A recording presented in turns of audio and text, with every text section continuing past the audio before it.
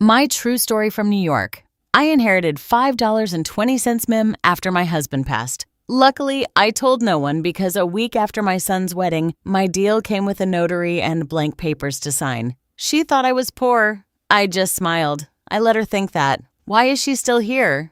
She's draining us like a tick. Just shove her in a home already. Or better get her committed. I stood frozen in the hallway, hands still damp from the towel I had just hung. They did not know I was listening. They never did. The words hit me harder than the cold tiles beneath my feet. I should have walked away. Should have let it pass like all the other insults I had endured quietly. But this one rooted itself inside me, deep and pulsing. My name is Rebecca. I am 78 years old, a widow, a mother, and once upon a time, a wife who cooked 3 meals a day and paid every bill on time. I raised a son named Thomas who used to fall asleep on my chest while I hummed old jazz records. He used to bring me dandelions from the schoolyard. Now he would not even bring me a glass of water unless she told him to. She, Lily, my daughter-in-law. After my husband, Harold, passed away, the silence of the house became unbearable. We had been married for 48 years. Cancer took him swiftly and mercilessly. I stayed in that house for 6 more months, dusting his slippers, cooking his favorite soup, pouring 2 cups of tea out of habit. Then, one day, Thomas came by and said, "Mom, you should not be alone. Why don't you come live with us for a while?" It sounded like love at the time. Lily welcomed me with a smile so wide it made my chest ache. "Of course, Rebecca," she said, holding both my hands like I was a fragile porcelain doll. "We'd love to have you here." She made me peppermint tea and brought out an extra pillow for my back. She even put up a photo of Harold on the living room shelf. I remember crying that night, thinking how lucky I was that my son had married such a thoughtful woman. But kindness like that does not last when it is rehearsed. At first, it was little things. She moved my tea canisters from the front row in the cabinet to the top shelf. "We're organizing," she smiled. Then she asked if I could vacuum in the afternoons while they worked, and of course I did. I folded their laundry too, because Lily said the maid service was too expensive. I made dinner each night. Thomas said thank you sometimes. Sometimes he did not. Then one morning I tried to open the fridge and it beeped. It had a child lock code. Lily laughed and said, "Oh, no silly thing. We had to keep it secure because of food tracking diet stuff." She said it so casually, but I saw her glance at Thomas and he looked down at his phone, pretending not to notice. I started keeping crackers in my bedroom drawer. There were days when the tea tasted strange. Once I woke up groggy on the couch with no memory of how I got there, my mouth dry, my head spinning. I asked Lily what had happened, and she said, "Oh, you must have dozed off. You're getting old, Rebecca. It's normal." Her voice was soft, almost pitying, but her eyes were sharp, calculating. I started pouring my own tea after that. The house changed around me slowly. My old armchair disappeared. "We sold it on Facebook Marketplace," Lily said. It didn't match the aesthetic.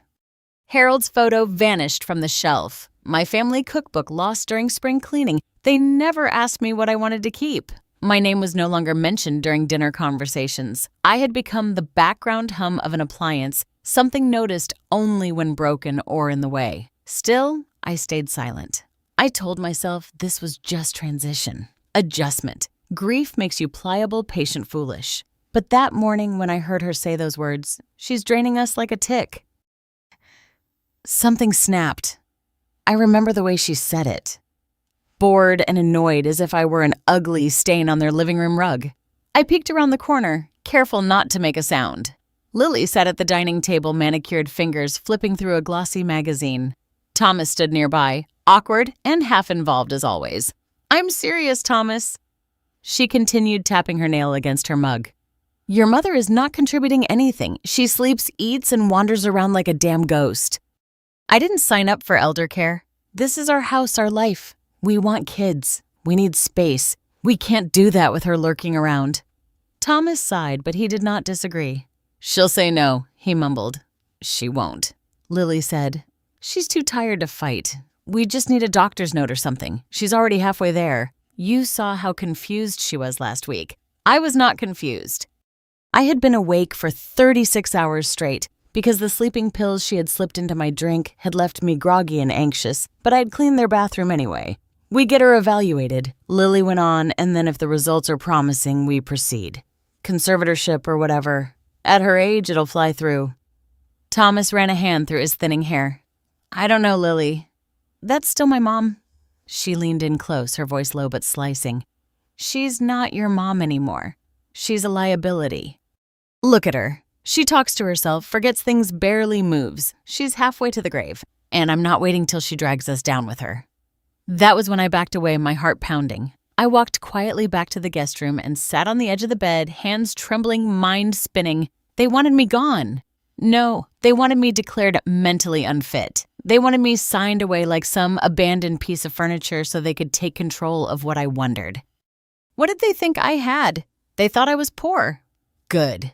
Let them think that. They never asked what Harold left behind. Never wondered why I never cashed the joint account. Never saw the locked drawer in my nightstand where I kept his last will and testament. The one that named me sole beneficiary of $5,200,000 in investments and real estate. Quietly sold off the year before he passed. They did not know. They never asked. And now they had made a fatal mistake. They thought I was alone. But I was not. I still had one thing left that they did not memory. And I remembered every word she said when she thought I was too old to matter. I remembered, and I would not forget. In the early days of moving in with them, I tried to keep myself useful. I cooked dinner every night, folded the laundry before they got home, and made sure the house was clean and quiet. I dusted the shelves, scrubbed the bathtub, and even organized their pantry by color. It was not pride that drove me. It was survival. If I could be helpful, if I could blend into the wallpaper, maybe they would let me stay in peace. No one knew the house belonged to me. After Harold died, everything was transferred into my name, including the deed to the house Thomas now lived in. We had bought it when he started college thinking it might be an investment for his future, but we never told him. Harold and I agreed that some things should be earned, not handed over like candy on Halloween. So when Thomas and Lily moved in after their wedding, we let them believe it was a generous rental from an anonymous benefactor. I paid the taxes, the maintenance fees, even the water bill, all through a trust. No one asked questions. No one said thank you either. Lily liked to think of herself as the queen of the house.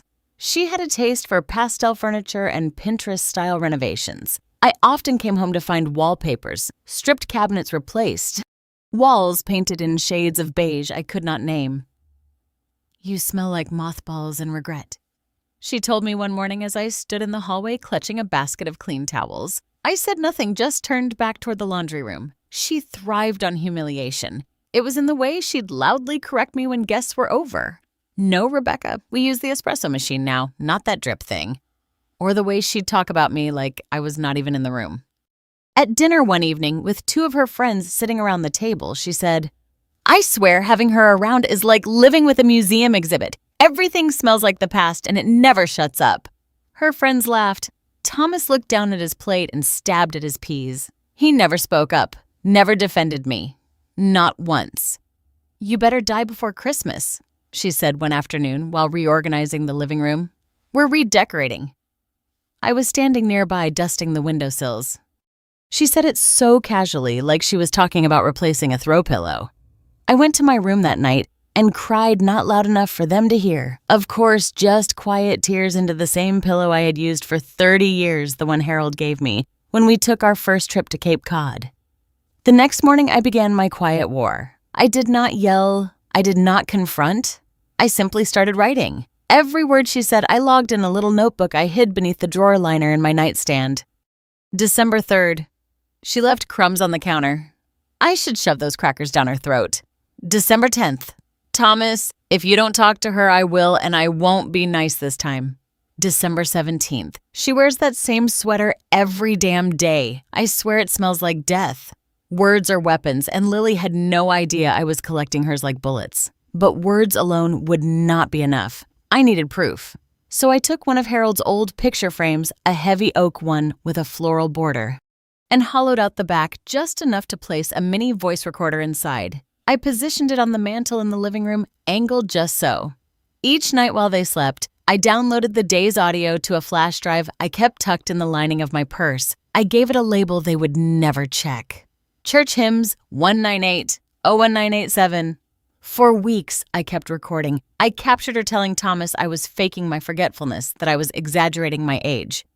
I captured the way she scoffed when I asked for help carrying groceries, the way she laughed when I mispronounced the name of her hair serum, the way she hissed she's a parasite when she thought no one was listening. But I was always listening, and I was learning something important. Lily was not just cruel. She was calculating. She had a way of turning everything into evidence against me. If I dropped a glass, it became another sign of decline. If I forgot to put the milk back in the fridge, it was dementia. Clearly, she kept a private folder on her computer called Rebecca Notes. I saw it once briefly when she left the screen unlocked. It listed every mistake I had made in the house since August. She was building a case against me. Slowly, meticulously, it terrified me. But it also woke something inside me I had not felt since Harold died. A fierce, quiet strength. I was not crazy. I was not weak. And I was done pretending not to notice. Dinner was quiet that night. Too quiet. I had made roasted chicken with rosemary mashed potatoes and a green bean salad the way Thomas used to like it with a hint of lemon zest. No one said thank you. No one said anything at all until Lily cleared her throat and pushed back her chair with that pointed little smile she wore when she was about to perform. She reached behind her and retrieved a stack of neatly clipped papers, sealed in a bright blue folder. She walked over to me and set it down beside my plate, right on the cloth napkin I had ironed that morning. "Let the maid sign the papers," she said loud and clear, looking at Thomas, not me. "She doesn't even know what they say." I looked down at the folder. Thomas looked at his glass. There was a long pause. I reached for my reading glasses, even though I did not need them for large print anymore, but I wanted the delay. I needed a moment to steady the tremble in my hand. My heart was thewing against my ribs like a war drum. Thomas did not say a word, not a whisper of protest. Just kept staring into his drink like the answer might be at the bottom. I opened the folder slowly, deliberately. Page after page of legal language. Dense, small font paragraphs, words like durable power of attorney, revocation rights, and asset transfer. It was dressed up like estate planning, but I had seen enough paperwork in my lifetime to know this was no mere housekeeping. They were trying to take control of everything. Lily poured herself a glass of wine, swirled it, and took a delicate sip like she was watching a scene from a play she had directed herself. "It's just financial housekeeping," she said lightly as if I had asked. "Standard stuff. We're just organizing things so everyone's protected in case anything happens." She said the word happens with such a sugary tone I nearly gagged, as if the thing that might happen was not already being planned with precision behind my back. I nodded slowly. I lifted the first page again and made a show of squinting. "I'm not sure I understand this part here," I said, pointing to a paragraph near the bottom. "What does this word mean?" "Irrevocable." Lily laughed, not kindly. "It just means it makes things easier down the line. It's legal talk. Nothing to worry about." I turned to Thomas. "Do you know what's in this?" He finally looked up, eyes glassy. "It's fine, Mom. It's just to help us help you. So you don't have to worry about bills or anything." I smiled faintly and turned another page. My hands were shaking just enough to make it believable. "Do I need a lawyer to look at this?" Lily stiffened. "That's not necessary. We already checked with someone. It's all clean. We're just simplifying things." I gave a weak little laugh. "Well, I suppose that makes sense. I'm not as sharp as I used to be." That lie slipped from my lips like silk. They bought it without blinking. She thought I would sign that night, that I would shuffle over to the pen and give away what little they believed I had. But instead, I flipped the pages, carefully nodding at each one, buying time. I asked her to explain 3 more clauses. I pretended not to understand. I looked for water. I asked if it was too late to take my evening medication. All of it was stalling, and inside me, something dark and fierce began to take shape. They thought I was too slow, too stupid, too old to see what they were doing. But I was none of those things. I was just quiet. And quiet does not mean blind. That night I stayed up in my room staring at the ceiling, the words of the documents replaying in my head. They wanted full financial control. If I signed that packet, they could sell the house, drain the accounts, even move me into a care facility without my consent. I pulled out my journal and jotted down the date, the time, what Lily had said, word for word. Then I retrieved the flash drive from its hiding place and backed up that night's audio from the frame recorder. Her voice came through clearly.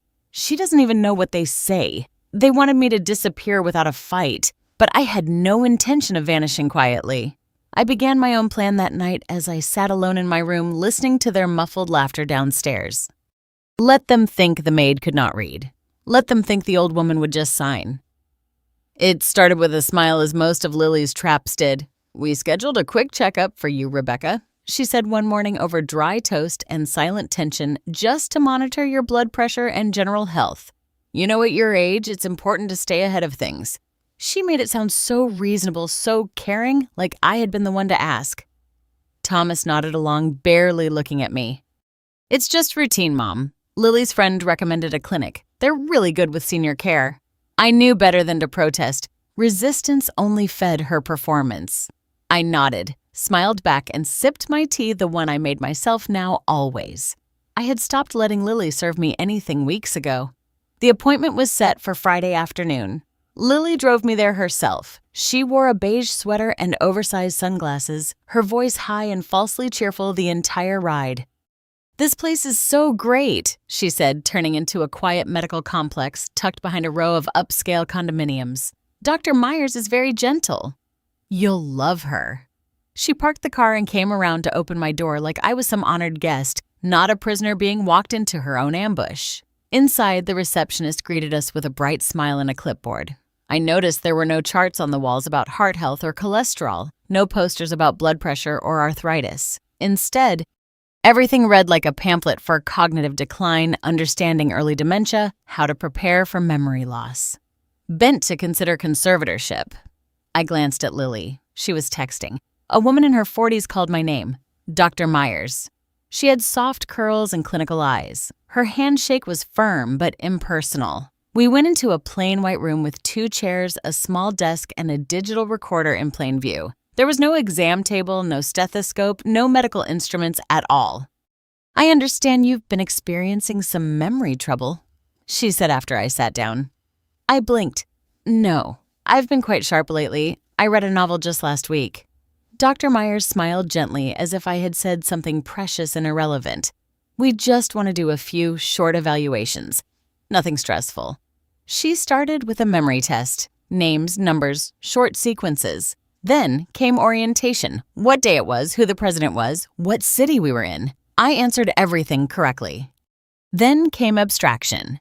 If you had to explain the phrase, "don't cry over spilled milk," what would you say it means? I answered clearly. It means there's no point in mourning what's already done. She wrote something down without looking up. Another question. If a train is moving west at 60 miles per hour and a car is moving east at 40, how far apart are they? After 30 minutes, I laughed. "I'm not applying to NASA, am I?" She didn't laugh. She just kept writing. The questions got stranger. Do you ever hear voices when no one is around? Do you often feel like people are watching you? Have you ever wanted to hurt yourself or others? I answered calmly, firmly, truthfully, no to all. But she kept writing. When we finished, she thanked me for my time and asked me to wait outside. Lily was sitting in the car, sunglasses still on, scrolling her phone. "How'd it go?" she asked without looking up. "Fine," I said, staring straight ahead. The following week, a letter arrived. It was addressed to me, but Lily opened it. She always did. She read it in the kitchen, standing near the coffee maker. I was washing dishes. "Well," she said, almost singing. "Looks like they found something after all." She handed it to me like a dirty tissue. I dried my hands and took it. It was from a state-affiliated clinic. Formal sterile subject behavioral and cognitive assessment outcome. Recommendation for further evaluation and long-term care consideration. I kept reading. My throat tightening. Diagnosis: mild cognitive impairment with behavioral irregularities. Recommendation: monitoring and preparation for possible conservatorship or psychiatric evaluation for long-term placement. I folded the letter slowly, neatly looked up. Thomas stood in the hallway, watching. He did not say a word. Lily just smiled and walked away humming to herself. They were doing it. They were laying the groundwork to have me declared legally incompetent so they could take control of the house, the accounts, every dollar they thought I was hiding. They believed that once I was out of the way, locked in some white-walled facility, the rest would be easy. They were wrong because I had recorded every conversation. I had backed up every file. I had scanned that letter and added it to my growing archive of evidence. This was not just a plan. It was a crime. and I was not going to let them finish it. The day after that letter arrived, I made a call. Not from the house, of course. I walked 3 blocks down to the public library, signed in on one of the old landline booths they had kept for emergencies, and dialed the number from memory. Alan Green had been Harold's attorney for over 30 years. He was the one who handled the quiet sale of our investment properties, the silent transfer of our portfolios, and the will that named me sole beneficiary to everything Harold had built. All $5,200,000 of it. Harold trusted no one with money, not even Thomas. But Alan. Alan knew every line of our story. "Rebecca," he said when he picked up his voice like smooth gravel, "I've been waiting on your call. We met that Friday in a quiet downtown office nestled between a dentist and a bakery. He poured me chamomile tea and shut the blinds before we spoke. I pulled out the USB flash drive, the small black notebook, and a stack of printed emails, letters, and copies of that so-called medical report. Then I pulled the recorder from my coat pocket. He listened. For nearly 2 hours, his eyes grew colder with every clip. Lily's voice rang out again and again. "She's a parasite. She doesn't even know what she's signing. Just get her committed." When it ended, Alan exhaled through his nose. "You've been patient," he said. "Too patient. This is premeditated elder abuse, Rebecca." "This is criminal." I nodded. "She's trying to make me disappear." "No," he corrected. "She's trying to make you disappear legally. She wants power of attorney. Once she gets that, she can sell your house, close your accounts, and place you wherever she wants. And there's not a damn thing anyone could do after the fact." I sipped my tea. "I need this stopped quietly but permanently." He leaned back. "I'll start with background checks. She's slippery, but if she's done this before, we'll know." 2 weeks later, Alan called me back. He did not say hello. Instead, he said, "Her real name isn't even Lily." My spine straightened. I held my breath. "Her legal name is Celia Howard. Lily is one of 5 aliases she's used in the last 10 years. She's been married 3 times before that we could confirm. 2 of the husbands were more than 30 years older than her. Both died within 1 year of the wedding." "Causes of death, natural causes," he said grimly. "One had a heart attack. The other fell down a flight of stairs. And insurance. Both cases, the widows collected substantial life insurance payouts within 90 days, nearly $500,000 each." I put the phone down and closed my eyes. I was not just living with a manipulative daughter-in-law. I was living with a professional predator. Alan continued, "She's under quiet investigation in New Jersey, but there was never enough evidence to convict. It looks like she's changed locations every 18 to 24 months marrying, collecting, then disappearing." "And my son?" I asked softly. Alan paused. "He's not innocent. He's not a mastermind, but he knows at least some of it. There's a paper trail account. Access changes beneficiary requests. There's no way he doesn't suspect something." My chest ached, but I didn't cry. Not anymore. I had cried the day Harold died. I had cried the day Thomas stopped calling me Mom and started calling me Rebecca like a stranger. But now I was out of tears. Now I was awake. "They think I'm weak," I said. "They're counting on it," Alan replied. I looked out his office window into the gray New York sky, and I felt something settle in me. Not anger, not grief, something sharper, something old and unbreakable. "They won't see what's coming," I said. Alan smiled. "Let's make sure they don't." I spent the next few weeks pretending to fade. I moved slower, forgot things on purpose. I left the fridge open once, accidentally put salt in the sugar jar, and started asking the same question twice. Lily loved it. She was practically glowing with delight. "She's getting worse," she whispered one night, knowing I could hear her. "I told you we're doing the right thing." Thomas nodded, his eyes flickering toward me then away. He looked like a boy who had dropped his toy in traffic and was too scared to run after it. They thought I was unraveling, but I was preparing. The papers they had given me the first time, I still had them tucked away in a file scanned and sent to Alan. He drew up his own version. It looked identical on the surface. Same layout, same cover sheet. But what I signed would not be the death of my freedom. It would be the beginning of their undoing. The real documents were affidavits signed under penalty of perjury, reporting financial fraud, attempted elder coercion, identity manipulation, and conspiracy to commit abuse of a vulnerable adult. Alan had arranged for a certified notary to play a role in the performance. I had one job: act the fool and sign. The day arrived like a shadow. Lily woke me early. She was wearing a pearl white blouse and beige pants like she was going to brunch at a country club. Her smile was syrupy, her hands annoyingly gentle as she helped me into a fresh cardigan. "Today's gonna be a good day," she cooed. "We're just wrapping up some paperwork. After this, you won't have to worry about anything ever again." Thomas sat at the kitchen table, silent pale. The notary, a polite young man named Jacob, arrived promptly at 9 a.m. He sat up at the dining table and unzipped a small case with a formal stamped clipboard and legal pad. Lily laid out the papers like a hostess preparing hors d'oeuvres. "This is the final version," she said, sliding them in front of me. Just a few signatures and initials. I blinked slowly, adjusting my glasses. "What's this part about again?" She leaned in. "It just says you're giving us permission to help manage the house and accounts. You know, help you with your bills, your medications. It's a blessing, really." Jacob cleared his throat and looked at me. "Mrs. Reynolds, are you signing these documents of your own free will?" I nodded. "Do you understand what these documents entail?" I smiled faintly. "Yes, very clearly." Lily beamed. Thomas still did not speak. My hands trembled not from fear but timing. I picked up the pen slowly, turned to the last page and signed, "Rebecca Ann Reynolds, just as Alan told me to." Jacob stamped the paper. "That's it," Lily said. "We're done." She turned to Thomas, her voice giddy with relief. "We're done." I stood up. "I'll be in my room. I need to rest." And I walked away slow and deliberate, my back straight, my heart calm.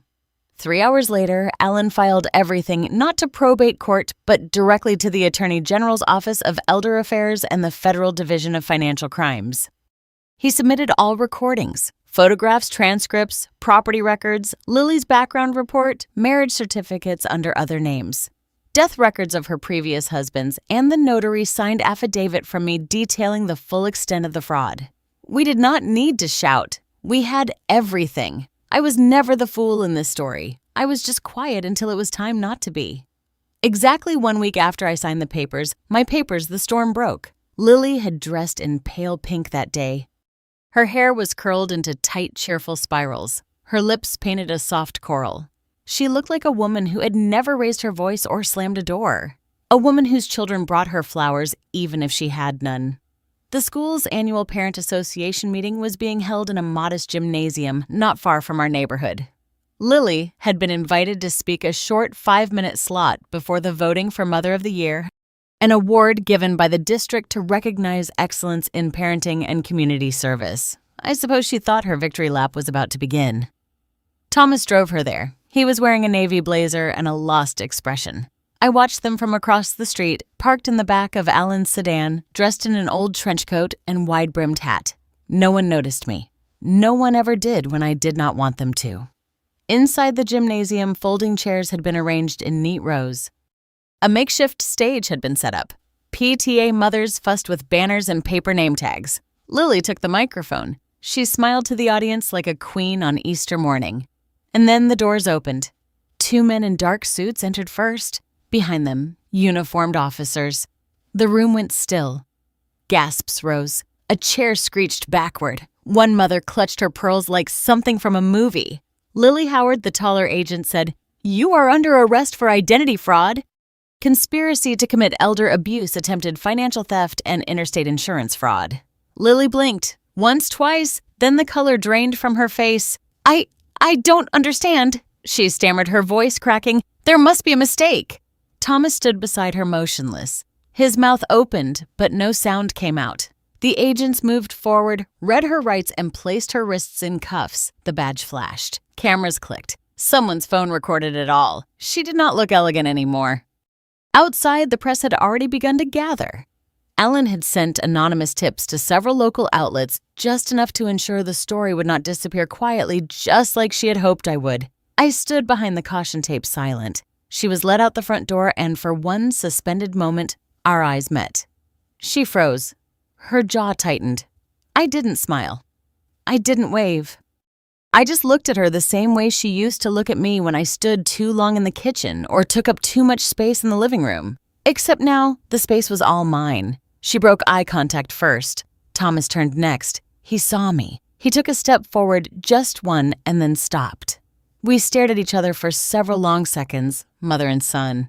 The chasm between us, wider than the siren screaming down the block. He opened his mouth. I turned and walked away. 1 week after the arrest, I sealed a plain white envelope, wrote Thomas's name in careful cursive across the front, and dropped it in the mailbox by the corner cafe. No return address, just the truth. Inside was a single sheet of paper and a crisp $1 bill. The paper bore my signature notarized final and irrefutable. It revoked his status as heir, revoked his right to make decisions on my behalf, revoked everything he thought he would quietly inherit while standing beside a woman like Lily. "For your silence," I wrote above the bill. "This is all you get." I did not expect a reply, but 3 days later there was a knock at my door. I let it ring twice before opening. Thomas stood there in the same blazer he wore to the PTA meeting, wrinkled, now stained with something he had probably spilled on the drive over. His hair was uncombed, his eyes swollen. He looked like a boy again, one who had lost his way and finally realized the world would not wait for him to catch up. He held the envelope in his hand. "Mom," he whispered. "Please." I said nothing. He stepped forward. I didn't know it was this bad. I didn't know what she was really capable of. I thought we were just helping you. She said you were sick, that you were slipping. I leaned against the doorframe. She said we were just trying to protect you. He went on that we were doing the right thing. His voice cracked, and I believed her. I looked at him then. Not as my son. Not as the boy who used to draw robots on my grocery list or sleep with his head on my shoulder during long drives. I looked at him as the man he had become, passive, willfully blind, and comfortable with cruelty, so long as it came with clean linens and a silent mother. "You believed her because it was easier than believing me," I said. "Because I didn't shout. Because I didn't beg. I was scared," he whispered. "She said if we didn't do it, she'd leave, and I thought I'd lose everything." "You lost more than you think I said." He took another step. Then he dropped to his knees. It was not dramatic. There were no howls or fist pounding. Just a quiet collapse, like something inside him had finally given up. "Please," he said, "please don't do this. You're all I have left." I stood there for a long moment. Then I stepped back and closed the door. I did not slam it. I did not lock it. I just let it rest quietly in the frame the way silence always does. Steady, final, and more honest than any apology ever could be. That night, I packed 2 suitcases, 1 carry-on, and a passport I had not touched in 15 years. Alan had already arranged everything: flights, housing, transfers. He had offered to come with me, but I declined. I did not need company. I needed clarity. The morning air was cool as I stood on the curb and waited for the car. The city moved around me like it always had, loud, fast, and uninterested. But I felt still, inside, rooted calm. I did not leave a note. I did not say goodbye. At the airport, I handed over my ticket to a woman who smiled politely, not knowing the weight of what I carried in my chest. The flight was long, smooth. I did not sleep. When the plane landed in Venice, the light was gold. It fell across the canal like a secret finely told. I stepped out of the terminal, breathed in the sharp scent of salt and old stone, and smiled. Not the smile I used to give when pretending everything was fine, a real one. The kind that lives in the back of your chest until the day you finally remember who you are. I took a water taxi to a small inn near the Rialto Bridge. My room was simple. White sheets, arched windows, a tiny balcony overlooking the canal. That evening, I sat out there with a glass of wine and watched the sky go from tangerine to lavender. No one asked me to cook. No one asked me to sign anything. No one told me I smelled like mothballs and regret. I was free. Truly free. I thought about Harold then, how he used to joke about retiring in Italy. One day he'd say, "When we're too old to matter, we'll go where no one knows us and live like emperors in disguise." I whispered into the wind. We made it, love. I made it. The next morning, I went to the open-air market and bought myself a bouquet of sunflowers. I placed them in a vase on the windowsill and let them bathe in the light. I wrote a single line in my journal. I used to be the maid no one needed. Now I am the mistress of my own life, and I meant every word. Thank you for listening to my story. If it moved you, if it reminded you of a voice that was silenced for too long, maybe your mother's, your grandmother's, or even your own, then you understand why I had to tell it. Because sometimes the quietest woman in the room holds the loudest truth. And sometimes a maid is actually the one who owns the house. This is not just my story. It's the story of every woman who was underestimated, dismissed, or told to stay quiet, and who chose instead to remember. If you want to hear more stories like mine, true stories of betrayal, resilience, and silent revenge, then please subscribe to Hear the Forgotten Are Finally Heard. And remember, revenge has no expiration date. Wisdom doesn't shout, it remembers. And when a grandma speaks, the world finally listens. Subscribe now and never miss a truth the world tried to bury.